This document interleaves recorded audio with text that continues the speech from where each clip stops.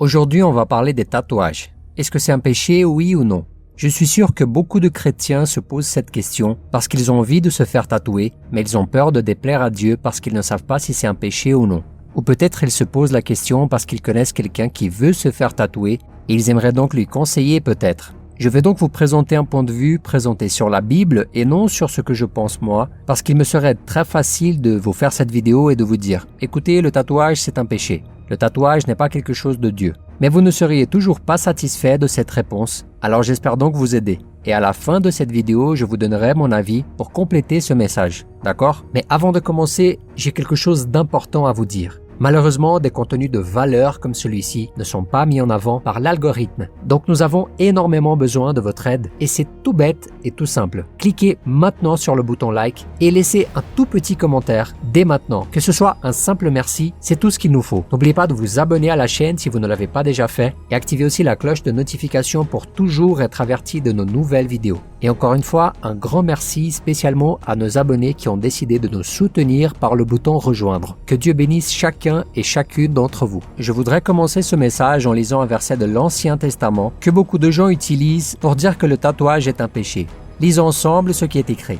Vous ne vous ferez pas d'incision sur le corps à cause d'un mort et vous ne vous ferez pas dessiner des tatouages sur le corps. Je suis l'Éternel. Lorsque nous lisons ce passage, quelle est la première conclusion à laquelle nous arrivons? Que nous ne pouvons pas faire de marque sur notre corps, c'est-à-dire un tatouage. Mais si nous regardons le contexte, ces marques étaient faites au nom des morts, dans le cadre du culte des morts. Et ceux qui faisaient cela étaient les peuples païens. C'est pourquoi Dieu n'a pas voulu que le peuple d'Israël imite ces peuples, car ils adoraient les morts, ce qui était interdit par le Seigneur, et l'est encore d'ailleurs. Cela a toujours été le cas. Mais ce verset ne peut absolument pas être utilisé comme base pour nous faire conclure que cela signifie que nous ne pouvons pas nous faire tatouer. D'accord ? Comprenez tout d'abord que dans la Bible, il n'y a pas de verset spécifique disant que le tatouage est un péché et que nous ne devrions pas en faire, d'accord? De la même manière, la Bible ne dit pas non plus qu'il ne faut pas fumer, elle ne dit pas non plus s'il faut avoir une petite amie ou un petit copain, parce qu'à l'époque de la Bible, ce type de relation amoureuse n'existait simplement pas. Ces types de relations où on sort avec quelqu'un sont des choses récentes de notre temps. Mais cela ne signifie pas non plus que Dieu approuve ces choses. Mais je vous fais ce commentaire pour vous faire comprendre que dans toute la Bible, il y a un contexte spécifique pour chaque chose. Ce qu'il faut comprendre avant tout, c'est que la Bible nous donne simplement des principes qui vont nous aider à savoir si nous devons ou non faire telle ou telle chose, si nous devons ou non agir d'une certaine manière dans nos relations avec les gens, dans notre propre vie, etc. Donc je vais vous présenter 4 points que vous devriez analyser avant de vous faire tatouer, d'accord? Et le premier d'entre eux est que tout doit être fait pour la gloire de Dieu. Lisons ensemble un passage du chapitre 10 de 1 Corinthiens. Ainsi donc, que vous mangiez, que vous buviez ou quoi que vous fassiez, faites tout pour la gloire de Dieu. L'apôtre Paul nous donne donc ici une indication que tout ce que nous faisons dans notre vie doit être fait pour la gloire de Dieu. Si vous êtes maintenant un chrétien né de nouveau, vous devez rendre compte à Dieu chaque jour de votre vie et de tout ce que vous faites. Je ne dis pas qu'il ne faut plus que prêcher dans sa vie et ne faire rien d'autre que de parler de Dieu aux autres. Non. Vous devez vivre votre vie normalement, mais tout ce que vous faites maintenant doit glorifier Dieu. Dans le verset 16 du chapitre 5 de Matthieu, Jésus dit que les gens verront nos bonnes œuvres et glorifieront Dieu. Il est donc très important que vous donniez un bon témoignage qui glorifie Dieu. Et c'est là la question qu'il faut se poser. Est-ce que tu veux faire ce tatouage uniquement pour l'apparence, ou est-ce que c'est parce que tu te rebelles contre tes parents et que tu veux te faire tatouer pour leur faire du mal parce que tu te rebelles contre eux? C'est pourquoi tu dois tout d'abord prêter attention à ta motivation. Qu'est-ce qui t'a poussé à vouloir te faire tatouer? Vous savez, de nombreuses personnes ont honte de leur corps, d'une partie spécifique peut-être. Elles ne sont pas confortables avec leur apparence et veulent donc se faire tatouer pour que l'attention se porte sur leur tatouage et non sur elles. De nombreuses personnes souffrent d'une crise d'identité, ce qui les incite à se faire tatouer parfois. Et dans ces cas, je vous conseille de vous placer devant Dieu et de lui demander quelle est votre vraie motivation, d'accord? Parce que soyez sûr qu'il vous connaît mieux que vous-même. Et le deuxième point à analyser quand il est question de se faire tatouer est quel est le type de tatouage que vous voulez faire. Je sais que beaucoup de gens pensent, mais vous savez, je veux juste faire un petit papillon, une petite licorne toute simple. Vous savez, des choses du genre, c'est inoffensif. Mais peu importe de quoi il s'agisse, avant de se faire tatouer, il faut analyser l'histoire qui se cache derrière ce dessin. Je connais des gens qui se sont fait tatouer sans faire attention aux symboles, et certains ont même fini par se faire tatouer des symboles religieux sans le savoir, et d'autres en ayant pleine conscience de cela. Mais aujourd'hui, ces personnes regrettent vraiment, car ce symbole religieux n'est pas compatible avec la vie chrétienne, vous comprenez? Faites donc bien attention avant de vous faire tatouer, car il y a beaucoup de symboles qui sont associés au satanisme, à l'exotérisme et à des choses qui sont totalement contraires aux principes de la parole de Dieu et qui sont absolument condamnées par elle. Il faut donc rester à l'écart de ces choses. Alors analysez toujours très bien ce point-là. Ne faites jamais rien de manière irréfléchie. Si vous avez envie de vous faire tatouer, consultez des personnes que vous considérez comme des personnes pieuses et des personnes qui pourraient vous donner de bons conseils. D'accord ? Le troisième point qu'il faut analyser est de vous poser la question si ce tatouage que vous voulez faire, est-ce qu'il va scandaliser quelqu'un? Il est très important que vous y prêtiez attention à ça. C'est important car lorsque les gens veulent faire quelque chose, ils pensent généralement que personne n'a rien à voir avec leur décision. Oh, vous savez, je ne dois d'explication à personne. Je sais que cette question du scandale est très relative, car ce qui est profondément normal pour quelqu'un peut vous scandaliser, et ce qui est normal pour vous peut être absurde pour une autre personne. Mais la Bible nous donne un exemple et un principe à suivre, et ce principe se trouve dans le chapitre 8 de 1 Corinthiens.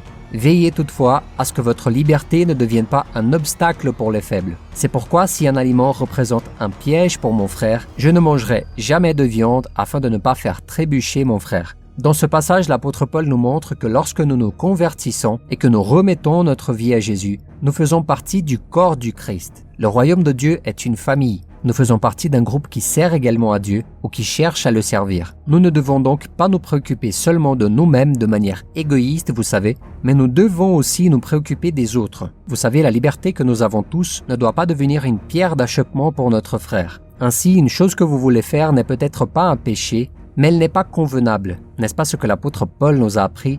Tout m'est permis, mais tout n'est pas utile. Tout m'est permis, mais je ne me laisserai pas dominer par quoi que ce soit. Nous devrions donc y prêter attention à ces choses-là. Dieu ne veut pas seulement nous délivrer du péché, Dieu veut aussi nous délivrer de tout ce qui n'est pas utile et de tout ce qui pourrait nous dominer. Vous comprenez? Il y a beaucoup de choses que les gens considèrent comme des péchés et qui ne le sont pas, mais ce sont des choses qui ne sont pas convenables pour un chrétien, qui ne sont pas utiles pour lui. Par exemple, je me souviens quand je me suis converti, je portais encore des boucles d'oreilles et des piercings, vous savez. J'avais 4 boucles d'oreilles de chaque côté. Et je vous avoue que j'aimais beaucoup ces boucles d'oreilles. Je me sentais bien en les portant. Et lorsque je me suis converti, j'ai aussi cherché des personnes qui en portaient, vous savez, pour que je puisse m'appuyer sur ça. Je disais, regardez ce chanteur dans ce groupe chrétien, regardez, ils portent tous des boucles d'oreilles. Mais beaucoup de personnes dans mon environnement se sentaient mal à l'aise à cause de ça. Et j'ai particulièrement réalisé, après quelques temps bien sûr, que cela montrait aux gens que je n'étais pas encore converti, vous savez. Mais bien sûr, je n'étais pas d'accord avec leur opinion, car je savais que Dieu voyait l'intérieur de mon cœur. Je pensais, peu importe qu'une personne soit tatouée ou qu'elle porte des boucles d'oreilles, des piercings, si c'est une personne de Dieu, c'est tout ce qui compte et c'est le Saint-Esprit qui lui parlera. Mais je sais que beaucoup de gens dans l'église ne comprenaient pas cela et qu'ils faisaient des commentaires là-dessus. Et je me souviens qu'à l'époque, j'avais perdu quelques boucles d'oreilles. Et à l'époque de mon anniversaire, j'ai demandé à quelques amis de l'église de m'offrir un piercing ou une boucle d'oreille en guise de cadeau d'anniversaire. Et j'avoue qu'à cette époque, je demandais déjà à Dieu, « Seigneur, est-ce que c'est vraiment un péché? Je veux le savoir. Montre-le-moi si c'est un péché. » Et je me souviens qu'une sœur m'avait offert un piercing en cadeau, et quand j'ai voulu le mettre du côté droit, il est tombé directement dans le trou d'évacuation et j'ai fini par le perdre. À ce moment-là, j'ai eu l'impression qu'il s'agissait d'un avertissement, vous savez, un avertissement qui m'invitait à ne pas l'utiliser. Mais j'ai continué à les porter tout de même, puis le temps a passé, et peu à peu je me sentais mal à l'aise à cause de ça. Et je me souviens qu'en regardant une vidéo d'un sermon sur internet, j'ai demandé à Dieu, « Seigneur, si c'est vraiment un péché, utilise ce prédicateur pour me montrer si c'est un péché ou non. » Et à l'occasion, ce prédicateur a apporté un message concernant David. Il a dit que David était un homme que tout le monde aimait. Du plus jeune enfant au plus âgé, tout le monde aimait David. Et David donnait un bon témoignage partout où il allait. Et à ce moment précis, le Saint-Esprit m'a parlé. Il m'a dit, « Mon fils, ce que tu portes, est-ce que ça plaît à tout le monde? Ou bien est-ce que cela dérange à certaines personnes ?» Et à ce moment-là, j'ai fait un choix par amour de Dieu. C'était mon choix. Et j'ai dit, « Seigneur, à partir d'aujourd'hui, je ne porterai plus ces boucles d'oreilles et ces piercings. À partir d'aujourd'hui, je ne désire plus ces choses pour moi. » Alors vous comprenez, la Bible ne parle pas de détails précis comme cela, mais le Saint-Esprit de Dieu m'a guidé particulièrement dans cette question. Et il me l'a fait comprendre d'une manière très douce. « Mon fils, enlève ça.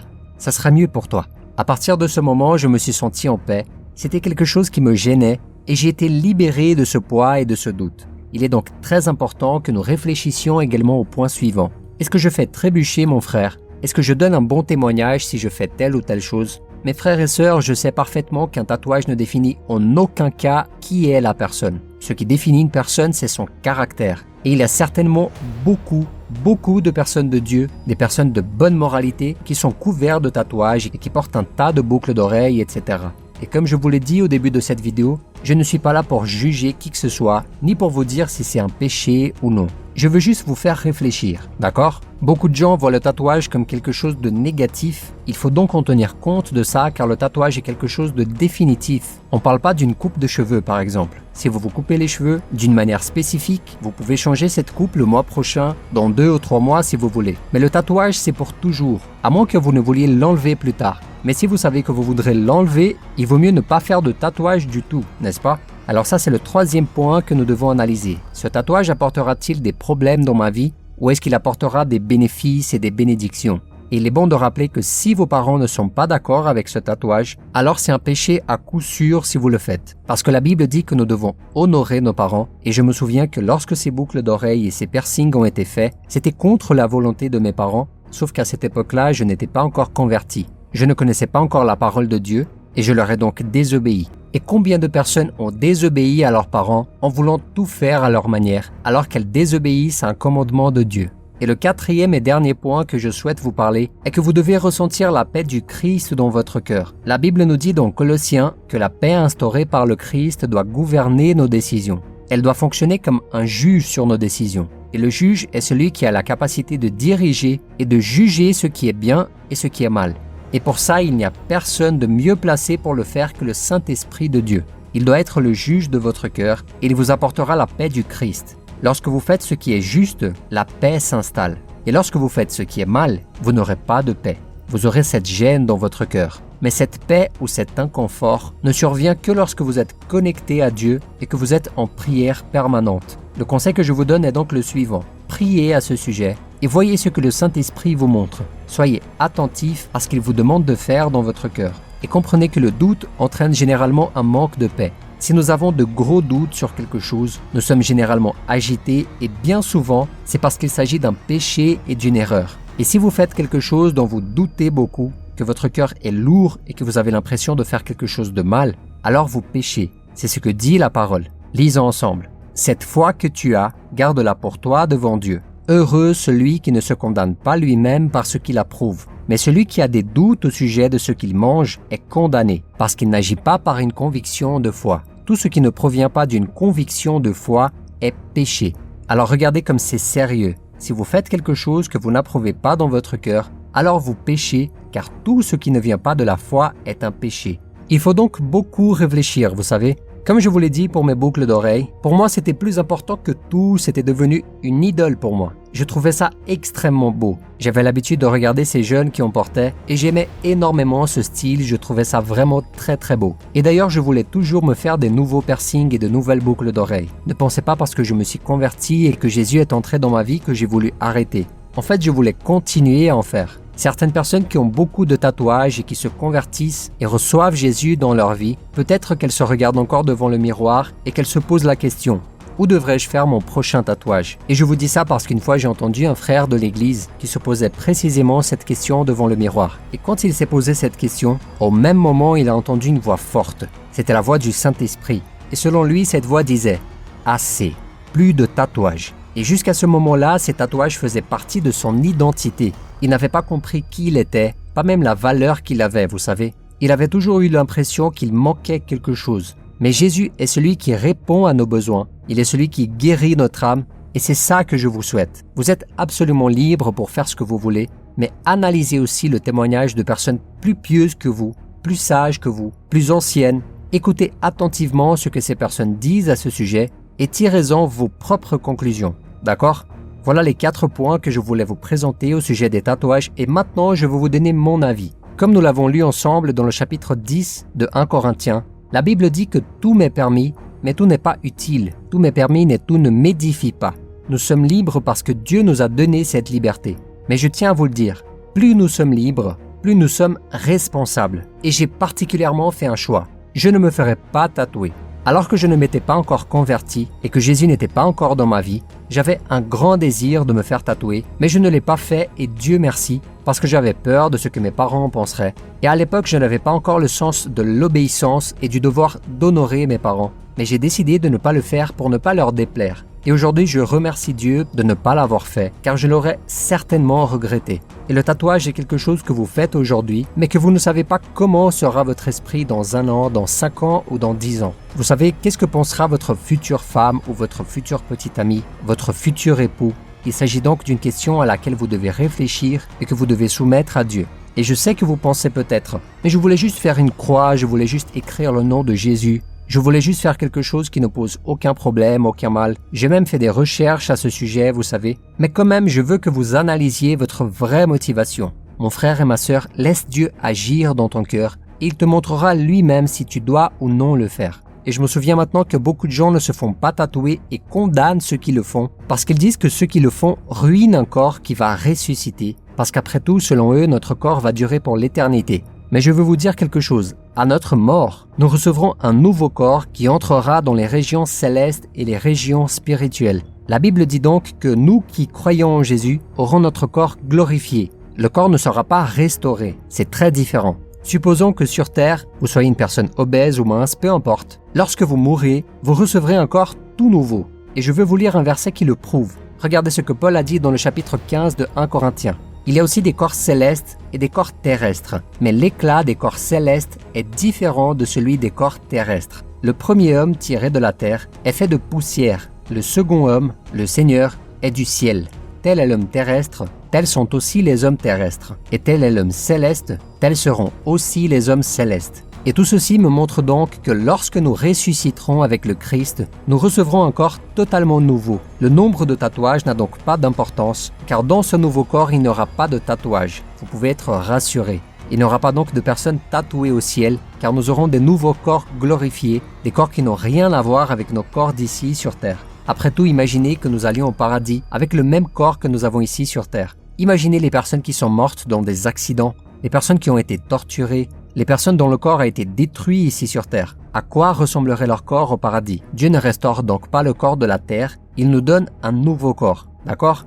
Il est également très fréquent que les gens disent « Ah, je suis sûr que nous ne devons pas nous faire tatouer parce que notre corps est le temple du Saint-Esprit. » Mais mes frères et sœurs, le contexte dans lequel la Bible nous dit que notre corps est le temple du Saint-Esprit est le contexte qui parle du péché sexuel. Nous ne devons pas utiliser notre corps pour commettre des péchés liés au sexe, à la promiscuité et au sexe illicite. Vous comprenez?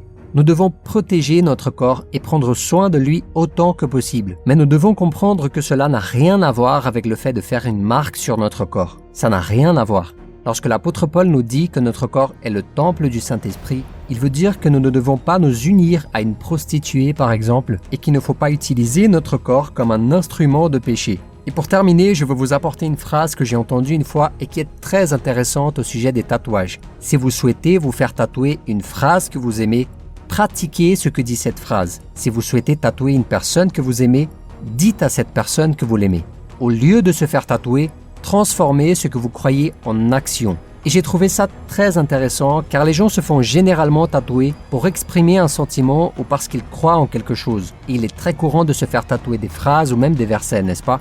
Donc si vous croyez en quelque chose, si vous aimez quelqu'un et vous souhaitez tatouer cet amour, essayez de démontrer de l'amour à cette personne. Si vous croyez profondément à une phrase ou à un verset, cherchez à mettre en pratique cette phrase ou ce que ce verset enseigne. Je crois particulièrement que c'est la meilleure façon pour vous de montrer votre témoignage et d'exprimer comme ça les symboles de votre façon de vivre et de votre style de vie. À mon avis, cette manière est une bonne manière de glorifier Dieu. D'accord? Si vous avez aimé ce message, partagez-le avec vos amis et votre famille et n'oubliez pas de vous abonner maintenant à la chaîne et de cliquer sur le bouton like maintenant. Laissez-nous votre commentaire à ce sujet et n'oubliez pas de regarder ces autres vidéos que nous laissons ici en recommandation pour vous. Considérez devenir membre officiel en cliquant sur le bouton rejoindre. Que Dieu vous bénisse, je vous attends dans la prochaine vidéo.